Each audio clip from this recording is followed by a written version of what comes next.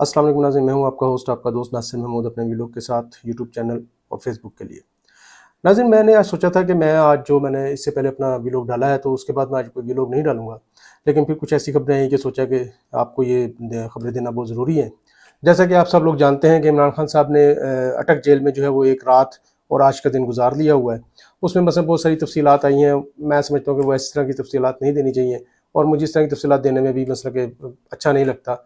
मतलब कि मैं अब आपको क्या बताऊँ कि उन्होंने जो है मिक्स दाल खाई है, रात को मैट्रेस पे सोए हुए हैं, किताबें पढ़ी हैं, या जो भी आप बातें हैं वहाँ की जो आ रही हैं ज़राए से, तो वो अगर हम खबरें आपको देंगे तो वो एक अजीब सी बात लगती है। मतलब मुझे वो कि सुई में धागा डाला और इस तरह की बातें करना जो है वो अच्छा नहीं लगता। ए टू जेड तफसीलात को देना वो अच्छा नहीं लगता। लेकिन ये है कि जो खबरें आ रही हैं, इमरान खान साहब वहाँ बड़े कॉन्फिडेंट हैं और पुरसकून हैं।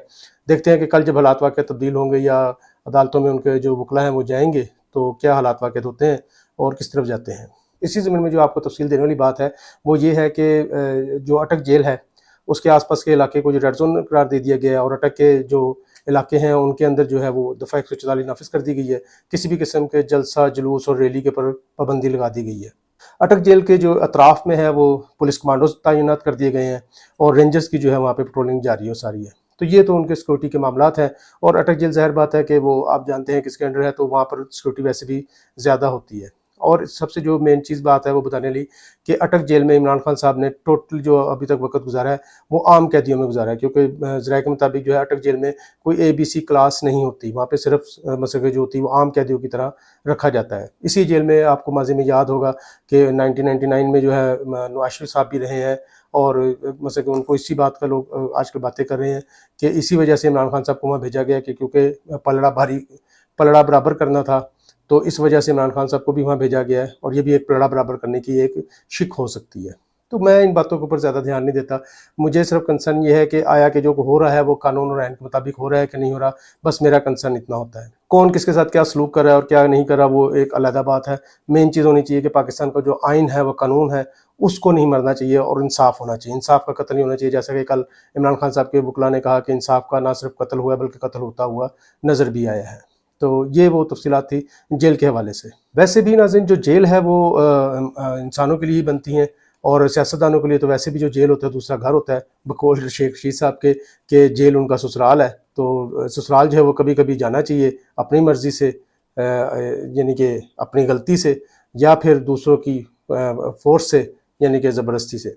तो ये दोनों मामला चलते रहते हैं, और ये सियासतदानों का जो है ये एक सिलसिला है, और ये पूरी दुनिया में होता है कि सियासतदान जो है वो अक्सर जेलों में आते जाते रहते हैं। तो इस बात को इतना जो है वो मतलब कि हाइप देने की ज़रूरत नहीं है, और इसके ऊपर इतना ज़्यादा परेशान होने की ज़रूरत नहीं है। इमरान खान साहब ने अगर कोई जुर्म किया है तो उसका फ़ैसला कानून करेगा। अगर दिलावर ने अगर कोई गलत फ़ैसला दिया है तो उसका फ़ैसला भी कानून करेगा। तो इसका फ़ैसला आवाम या हम करने वाले नहीं है। उसका फ़ैसला जो है वो कानून, और जो कानून के अलमबरदार हैं, या कानून के हमारे जो इंसाफ के जो हमारे ऐवान है, वहाँ से ये इंसाफ हो जाएगा, वहाँ से ये इसका फ़ैसला हो जाएगा। अभी जिसे कहते हैं कि अभी तो पार्टी शुरू हुई है, तो देखते हैं कि ये जो पार्टी है वो कब तक चलती है, और इसका जो एंड है वो कैसे होगा और कब तक होगा, हैप्पीनेस होगा या सैडनेस होगा, ये आने वाले वक्त में हमें पता चल जाएगा। नाज़रीन, जज हुमायूं साहब, जैसा कि मैंने अपने पिछले व्लॉग में भी कहा था कि उन्होंने ये फ़ैसला देकर और इस तरह के जो मामलात करके अपने आप को तारीख़ में लिखवा लिया है, और अब उनका नाम जो है वो ज़ुबान ज़द आम है। और कल जो उन्होंने फ़ैसला सुनाया उसके बाद ज़राए के मुताबिक जो है वो लंदन रवाना हो गए। लेकिन उनके लंदन जाने के अंदर भी बहुत सारी जो बातें आ रही हैं वो मुतज़ाद हैं। उनको भी मैं क्वेश्चन मार्क ही कहूँगा, क्योंकि कहा जा रहा है कि जी जज दिलावर का जो नाम था ट्रेनिंग के लिए जाने में, उनका नाम नहीं था, वो किसी और जज का नाम था, और वो नाम था जज फैज़ान साहब का नाम था, फैज़ान हैदर आई थिंक उनका नाम है, तो उनका नाम था। और फिर कल जो है उनका नाम निकाल कर तो जज दिलावर साहब का नाम डाला गया, यानी कि 4 तारीख को जज फैज़ान का नाम निकाल कर तो जज दिलावर का नाम डाला गया, और फिर जो है वो 5 तारीख को जो उन्होंने फ़ैसला सुनाया, और उसी 5 की रात को जो है जज दिलावर जो हैं वो पाकिस्तान से जो लंदन रवाना हो गए। अब इसमें बहुत सारी मुतज़ाद इत्तलात हैं, मैं अभी इसको कंफर्म नहीं कर रहा, लेकिन ये बहुत ज़्यादा रूमर्स और बहुत ज़्यादा खबरें जो हैं और सोशल मीडिया के ऊपर ये गर्दिश कर रही हैं। इसमें मेरे ख्याल के शाहीन साहब का भी नाम आ रहा है कि उन्होंने भी इस तरह की कोई खबर ब्रेक की है। लेकिन जब मैंने इस बारे में पता करने की कोशिश की तो मुझे पता चला कि ये सिर्फ इस्लामाबाद में नहीं हुआ, बल्कि ये पेशावर में भी जजों के नाम तब्दील हुए हैं, और वो सिर्फ इसलिए हुए हैं कि जजेस के जो हैं वो मतलब के वीज़े नहीं मिले, اور جن ججز کو ویزے نہیں ملے تو ان کی جگہ پہ دوسروں کے نام تبدیل کر دیا. آئی تھنک کہ ان کو ڈالا گیا ہوگا جن کے پاس پہلے سے ہی جو ہے وہ انگلینڈ کے جو ویزے وغیرہ موجود ہوں گے. بہرحال یہ ابھی بھی یہ ساری باتیں ابھی کوشچن مارک ہے. ابھی ان کو ہم جو ہے وہ سچ اور جھوٹ کے پلڑے میں جو ہے نا ابھی ہم اس کو نہیں تول سکتے. ظاہر بات ہے جب اس طرح کے معاملات ہوتے ہیں تو پھر جب آپ کے اوپر ایک الزام لگ جاتا ہے کہ آپ باعث ہیں یا آپ نے اس طرح کا فیصلہ دیا یا آپ کی حرکت و سکنات کے بعد آپ بدنام ہو جاتے ہیں، تو پھر آپ اگر سیدھے راستے پر بھی چلیں یا سیدھا پاؤں بھی اٹھائیں گے تو لوگوں نے کہنا کہ آپ نے الٹا اٹھایا ہے.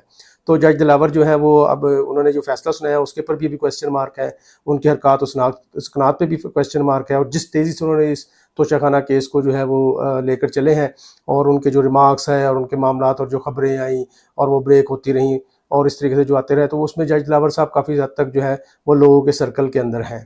مثلا لوگوں سے سرکل مراد میری یہ ہے کہ وہ ریڈ سرکل کے اندر ہے جس کی وجہ سے لوگ ان کے اوپر انگلیاں اٹھا رہے ہیں. تو اب یہ اچانک ان کا لنڈن جانا اور پھر یہ بات آنا کہ جج فیضان کی جگہ ان کو بھیجا گیا ہے، تو یہ بھی ایک مسئلہ کہ ان کے اوپر ہی ایلیگیشن جائے گا.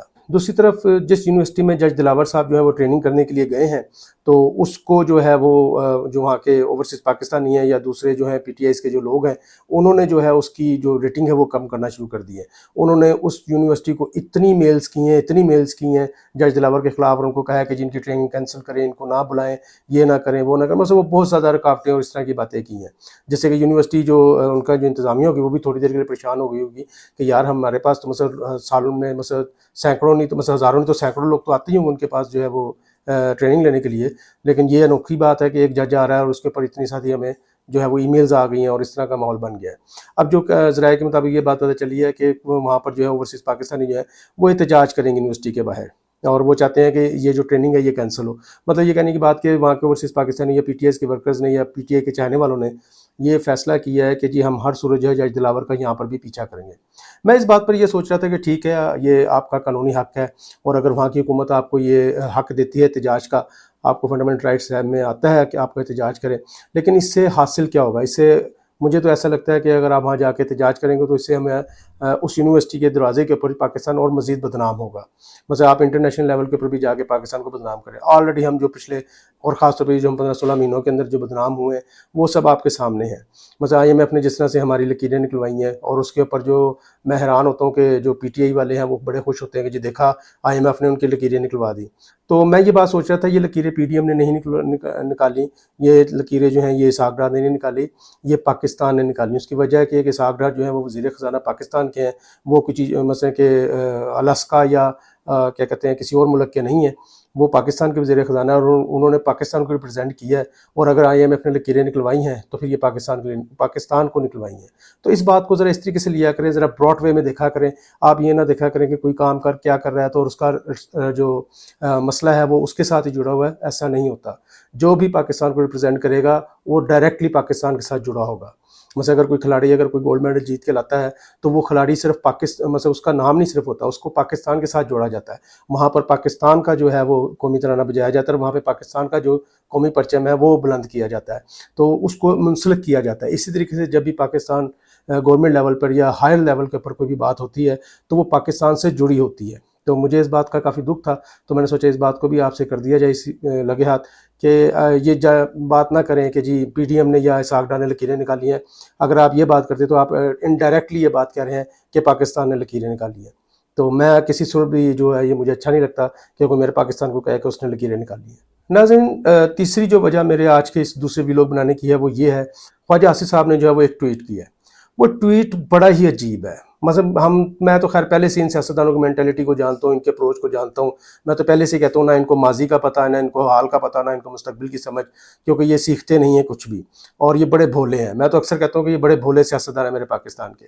خواجہ آصف صاحب نے ٹویٹ کیا ہے کہ جب بھٹو کو گرفتار کیا گیا تھا تو اس وقت جیلوں نے خود کو آگ لگا لی تھی. یوتھیو ساڈا کام سی تانوں دسنا، اگوں تہاڈی مرضی. میں یہ بات سن کر بڑا پریشان ہوا، اور میں نے یہ ٹویٹ جب میں نے پڑھا تو مجھے بڑا دکھ ہوا. اس کی وجہ یہ ہے کہ خواجہ صاحب جو ہیں وہ پاکستان میں ایک اور 9 مئی کا واقعہ کرانا چاہتے ہیں. خواجہ صاحب اشتعال دلا رہے ہیں پی ٹی آئی ورکرز کو، جن کی تعداد سروس کے مطابق 60 سے 70% ہے. چلیں 40% بھی آپ لگا لیں، آپ نہ 60 سے 70% جائے، 40% بھی پاکستان میں اگر عوام باہر نکل آئی اور انہوں نے خود کو آگ لگا لی تو خواجہ صاحب اس کا کیا مطلب ہوگا؟ اور پھر آپ جس منصب پہ ہیں، آپ پاکستان کے وزیر دفاع ہیں، آپ خود اپنی عوام کو، بے شک وہ پی ٹی آئی کے ورکرز ہیں یا پی ٹی آئی کے چاہنے والے ہیں، آپ ان کو خود اشتعال دلا رہے ہیں یا آپ ان کو خود جسے کہتے ہیں کہ دعوت دے رہے ہیں پاکستان کی املاک پر حملہ کرو اور توڑ پھوڑ کرو۔ خواجہ صاحب پلیز خدا را کوئی نہ خیال کریں، آپ اپنے منصب کا ہی خیال کر لیں۔ یہاں میں ایک سوال بھی کرتا چلوں کہ کیا خواجہ صاحب سے کچھ پوچھ گچھ ہوگی عوام کو یا پی ٹی آئی ورکرز کو اشتعال دلانے کے لیے؟ کیا اشتعال دلانے پر کوئی قانون لاگو ہوتا ہے؟ یہ میری رہنمائی کیجیے گا۔ ویسے اس بارے میں اپنے کچھ دوست ہیں جو میری رہنمائی کرتے رہتے ہیں، قانون ماہرین، میں ان سے بھی بات کروں گا۔ اور پھر آپ جس منصب پر بیٹھے ہیں اس پر بیٹھ کر آپ اس طرح کی بات کریں تو کیا اس کے اوپر آپ کی ذمہ داری ڈبل نہیں ہو جاتی، بلکہ ڈبل ٹرپل نہیں ہو جاتی؟ آپ پاکستان کے وزیر دفاع ہیں، اور جو وزیر دفاع جس نے دفاع کرنا ہوتا ہے قوم کا، ملک کا، تو وہی اگر حملہ کرنے کی دعوت دے تو یہ میرے لیے بڑی ایک عجیب سی بات ہے۔ تو یہاں سے میں بعض دفعہ کہتا ہوتا ہوں کہ یار مجھے پتہ ہے آپ لوگوں کی اپروچ کا، آپ بڑے بھولے بادشاہ ہیں، آپ بڑے سادہ ہیں۔ مطلب خواجہ صاحب اگر وہ باہر نکلتے ہیں اور وہ آگ لگا لیتے ہیں، آپ جانتے ہیں جو خود کو مارنے کے لیے آ جائے تو اس کو ہم خودکش کہتے ہیں، پھر اس کو دوسروں کی کوئی پرواہ نہیں ہوتی۔ آپ کس طرح کی دعوت دے رہے ہیں؟ آپ کیا چاہ رہے ہیں اس ملک میں؟ 9 مئی کا واقعے کا بھی زخم ہمارے جو بھرے نہیں ہیں، ابھی ہم 9 مئی کے زخموں کو ہی چاٹ رہے ہیں، تو آپ ایک اور واقعہ کرانا چاہتے ہیں۔ آپ کیوں اس قدر خوش ہیں یہ مجھے سمجھ نہیں آ رہی۔ یہ آپ کی خوشی ہے یا آپ کی خواہشیں ہیں جو آپ کرانا چاہ رہے ہیں؟ کیا 9 مئی کا واقعہ آپ کے لیے کافی نہیں ہے؟ اس ملک پہ مزید اس طرح کے حالات واقعات پیدا ہونا نہ تو ملک کے لیے اچھے ہیں، نہ عوام کے لیے، اور نہ ہی آپ کے لیے۔ تو کیوں آپ اس طرح کی باتیں کر رہے ہیں؟ اور آپ کو ہر صورت جو ہے وہ اپنے منصب کا خیال رکھنا چاہیے۔ ابھی تک آپ پاکستان کے وزیر دفاع ہیں، اور ایک وزیر دفاع کو اس طرح کی بات جو ہے وہ زیب نہیں دیتی۔ میرے اس چینل کو سبسکرائب کریں، لائک کریں، شیئر کریں، اور کمنٹس باکس میں لازمی بتائیے کہ میری ویڈیو کیسی لگی ہیں۔ اگلی ویڈیو تک کے لیے اجازت دیجیے، تب تک مجھے اور پاکستان کو اپنی دعا میں یاد رکھیے گا۔ پاکستان زندہ باد۔